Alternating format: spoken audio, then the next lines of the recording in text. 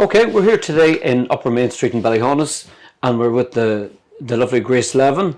And I have to say, from the instant she opened up here in Ballyhaunis, she was received with open arms because there was a great love of her grandparents, Tom and Noreen Hopkins, here in the town.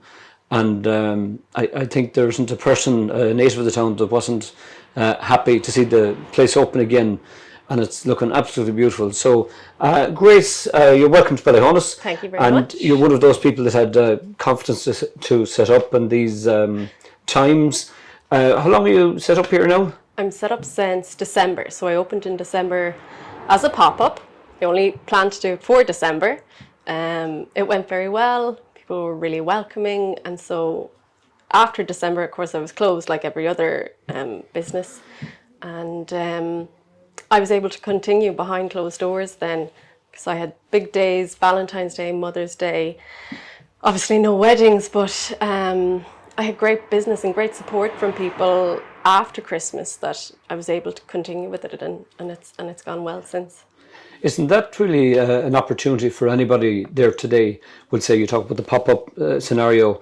Now, not every business can be open in this method, but isn't it a great opportunity to, what I call suck them and see, to try something out? Yeah, definitely, because I was working in Galway. I was living and working in Galway, and then I had to stop my job because of COVID.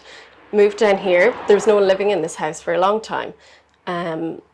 And I was able to start this. I was planning to just do weddings or something like that until business started again, like that I could work somewhere. But I took the opportunity because, markets were off. No one was able to go and travel to do their Christmas shopping. So, it just kind of snowballed for me that I was like, okay, well, I can do flowers, and people are looking for a more sentimental gift for this Christmas just gone. And definitely sow the seeds for what is developing now in the shop. Okay, so Grace, you're the daughter of Anne, of what I'd call Anne Hopkins. She's Yes. now Anne Levin. Yeah. Did this influence? Now she's a grounds. I don't know what you call a grounds person. Horticulturist. Horticulturalist. Yeah. And she's operating in the Shrine in Knock as long as I can remember. Yeah. How many years is she there now? She's there 42 years. My God. Yeah. So she started the year that the Pope first came to Knock. And so, of course, a few years ago, we had the Pope come to Knock again, which I was able to be involved with, which was lovely, because I've worked on the grounds as part-time summer staff the last maybe 10 or 11 years. And that's given me great opportunity to work on a huge scale with flowers that you'd never get around here, big events, big things like that. It was great exposure to that kind of work. And were you always interested in that, or was it just automatically that you fell into it because of your mother's involvement? I tried as long as I could to stay away from it. I didn't want to be involved in flowers because I always associated with stress, because I was working for the big days, novena, like I said, the Pope. And then I went to college. I studied textile design in college. So I always had a love for art and design and creativity. And I did that. I did my 4 years. I got my degree. I loved it. There was no work in Ireland at the time. Maybe there is now, but I ended up getting a part-time or full-time job, in Galway after that, after I finished college. I was working in Moore for 4 years. And then, obviously, like I said, that all came crashing down with COVID. And it's something I've always loved doing, is working with flowers, and it's something that comes naturally to me, so it's enjoyable for me. And then everything else I have in the shop is a lovely addition because I have that art background. I love picking out those key pieces from other makers or people who make lovely gifts to have in the shop as well that complement flowers. So, okay. Yeah. And would say in the current climate, would say we've come out of a very long period where retails had to close down. But during that period, you managed to exist through online, and would you like to tell us how that's working? Yeah, so online. So when I started the pop-up, I created a website because people couldn't go and physically shop. So I had a website, but social media was actually the biggest thing for me, because people want that instant look at a picture or a product or something to say, oh, that would be lovely for that person, or that would go really nicely in my home. So social media was huge for people to be able to say, well, that's just on my doorstep. I can go and pick that up. And like after I closed, then after December, it still worked really well because I could still have that online presence. Although people weren't coming into the shop, I could still say, this is what I have on offer, or this is what's happening this week, and updating people as well, which I think at a time when no one had an idea of what was going on from one day to the next, updating people on just something that's, you know, a luxury to have flowers or a gift, or, you know, they couldn't go visit people, so they wanted to send something, and so I was the middleman for that. Okay. Now, would say, isn't it the case that we'll say rural Ireland, the biggest problem in any rural towns in Ireland is footfall, getting them on the streets. Yeah. So you really have to be innovative and creative in how you promote yourself. Well, luckily Ballyhaunis is quite busy, and there's so many small surrounding villages to Ballyhaunis that people will travel, whatever, it might be 5 minutes, it might be 20 minutes, but it's not a big journey compared to if you have to go to Galway or Dublin. So to have something like this here, I think people are quite grateful for me to have this space that they can come in and shop as they would in a big city, you know, find the gems. Yeah, and would say you're actually living here now as well. I'm living here, yeah. The house was empty for a long time, maybe 10 years. So, yeah, it was a no-brainer when there was nothing else to do. There's no point in living in a city at that time. Yeah, and to go back to the online thing again, like I'd imagine a lot of people who weren't online found it very difficult to get into. Did you find it, maybe you're younger and maybe you got straight in, did you find it difficult to get set up? Is it hard to get set up, really? Not really. You know, I held off for a long time because it happened quite quickly that I decided to do the pop-up.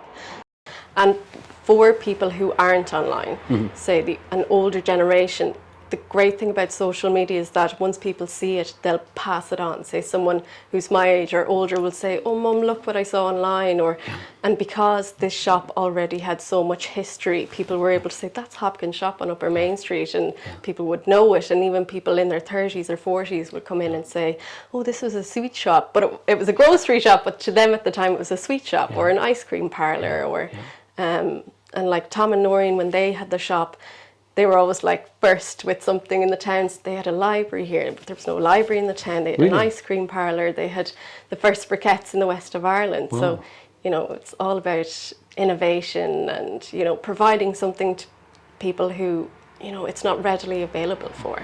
But it's even more so today. You have to be open-minded and willing to change with the times, really. That's the absolutely. biggest challenge today. Yeah. I have to say the place looks absolutely beautiful. I'm not sure if anyone managed to capture everything here in the shop today, but do you design all this stuff yourself? Is it all your own creation? Yeah, so it's constantly a work in progress. I'm always moving things around, I'm getting something new. You know, props are great, like the crates and things like that for displaying things on. Lots of the stuff is furniture that was already in the house that I moved down and used, like the bits for my vases, the chest of drawers, and I have nice wooden crates, and then I have nice pieces that relate to the shop. So I have cheese boxes or the HB sign, or, you know, they're all bits that bring the loveliness of what the shop used to be back into it now, and people can relate to that time as well. We were talking earlier about as well your granduncle, I think it was, you said, and that he made stuff with timber that, and you're going to try and bring that into the shop as well. Yeah, it was my granddad. My granddad Tom was a joiner before he opened the shop. So he worked as a joiner. He worked in places like Bermuda, and himself and Noreen were actually to move to India, where Tom was going to work as a joiner. And then they decided, they were like, you know what, we'll give the shop a go, which is exactly what happened to me. You know, I was either going to stay in Galway and move on to something else, or say, well, maybe I'll give this a go. So yeah, it's I've lovely pieces from that Tom made, so chairs and cabinets and things like that, and I'm having them restored one by one by a guy down in Anna Woodwork, just so they, you know, live on for 100 more years. So yeah. Okay. Great. And we'll say at the moment the plan is obviously to stay here and try to build and expand and kind of improve. And keep going. Is this a total mess now in the mornings? If I come in here at 9 o'clock in the morning, is it a mess? If you came yesterday morning, because I get my flowers delivered, the flowers are everywhere, and the flowers have to be conditioned and cleaned, and you know, there's dust and there's everything, but hopefully I have enough stuff in here you won't notice it. Where is your main market now? Is it kind of based on the events of the year, Valentine's and Christmas, and is it that kind of where it is? It's normally you'd have weddings, so all year long, but summer especially you'd have weddings, And then Valentine's Day, Mother's Day, Christmas. Christmas is probably the biggest because it's spread out over the month. You know, people are getting things every day. And then things like Valentine's Day or Mother's Day are a one-day thing, so it's quite a rush to get the same volume almost as Christmas time into 1 or 2 days. But yeah, they're the big days. And then, of course, throughout the year, you have your birthdays or your weddings, and weddings are coming back now, which is great. It's lovely to be back out. Yeah, it was a big problem for the last, whatever, year and a half. And I'm sure, separate from this century, like, it was a big issue for couples who want to get married and trying to wait for some kind of permission to have some number of people. It was a very, very difficult time. Absolutely, yeah. I had weddings for this summer. Previously, like say from December, people had booked weddings for this summer, and then they've been put off for maybe a year or so. But now, slowly but surely, they're coming back. Like I had one last weekend. I had one today actually, which is a Thursday, which is quite unusual, but it was nice. Just little gems of people, you know, getting back to the swing of things again. Now, if somebody's watching this now and they had an idea, something like this, hopefully not a flower shop to come competition with you or something like that, but you know, what do you say to somebody like you took a bit of a risk coming into we'll call it an old building, wasn't lived in for 10 years, and still you bit the bullet and I go, like, what do you say to somebody who's listening to this today that has maybe an idea? Oh God, go for it, do it. There's a risk involved, but it's not going to be that big of a risk. And I'm always adapting here and changing, and like people come to me with ideas or say I need this for this event, and that encourages me then to say, oh, I'll do that, or that might be nice for a baby christening, or like even doing cards. Like people just want something sentimental that they can have to pass on to someone, and yeah, it's for me it's a no-brainer to just go for it. Okay. Well, look at I suppose just to remind people again, if they want to do business with you, just tell us again what is the shop accessible here to? Yeah, the shop is accessible here. You can either ring the bell or the door is open most days, but give me a call, give me an email, anything. You can go onto the website, which is shophopkins.ie, or you can find me on Facebook at Hopkins Shop, or Instagram, which is Hopkins_shop as well. So excellent. Any of those. Okay. Well, look at Grace, it's been a pleasure here with you. I've really enjoyed the interview, and naturally if anybody wants to know anything about maybe getting a bit of confidence into setting up business, Grace may be willing to help you out. So look at, I wish you the very best of luck in your business. Hope things go well for you here. And I have to repeat again, I think I speak for any native of Ballyhaunis. We're delighted to see somebody back, and it'll all be known as Tom and Noreen's. But delighted to see it open again, and I wish you the best of luck. Thank you very much. Okay.